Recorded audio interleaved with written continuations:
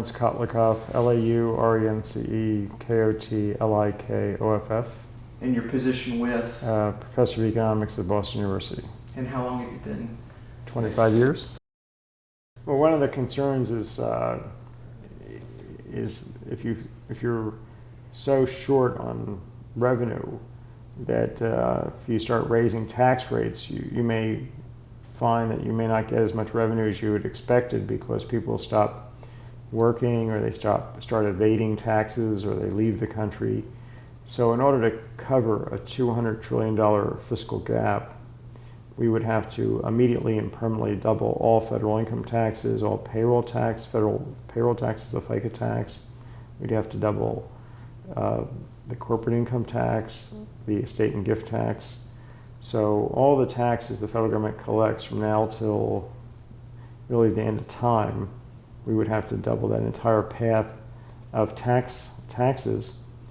And clearly that may require more than doubling tax rates, because people may respond by not, as I said, working or evading.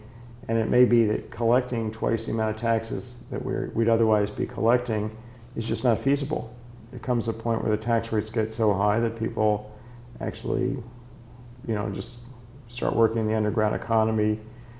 They don't pay the taxes, and the government just can't do it. It's infeasible. So what we really need to do is cut spending, because we can't cover this problem with tax hikes. The tax hikes that are required are just too big. And we have to focus particularly on the health expenditures, which have been growing more or less exponentially for decades now. So I'm talking here about Medicare and Medicaid expenditures. We also have this new health exchange that's coming along that President Obama helped legislate. So, but if you look just at Medicare and Medicaid, the level of benefits per recipient has grown much more rapidly than income per capita in the country. I'm talking about a 2 to 3 percentage point differential for 40 years.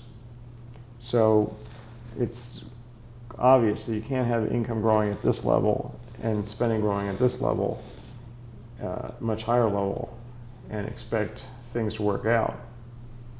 No tax hike is going to be able to deal with exponential growth in spending that just far outstrips the growth of the economy. So we have to get this under control. And unfortunately, the politicians haven't really done that. They've basically added a new health expenditure to the two that we already have out of control. So we need to have everybody have a basic health insurance policy in the country. There's no question about that. I don't think even the most libertarian of us in this country would advocate letting somebody have a broken arm and not getting it fixed, even if you can't afford to get it fixed. There's some basic level of paternalism and altruism that even the most ardent libertarians have. So you have to, if you look at people at the Cato Institute and some of these other libertarian think tanks, they come up with proposals that entail a lot of intervention, actually, because they are fundamentally altruistic. They realize that that's the reality, that if somebody's hurting, and maybe it's their own fault, you have to give them some help. You don't want to put them in a situation where they start taking advantage of you, but if they really have gotten hit by a truck, you have to help them out. So we need to make sure everybody has a health insurance policy. We need to make sure everybody pays to the extent they can for that, but we have to do this within a budget that we can afford as a country.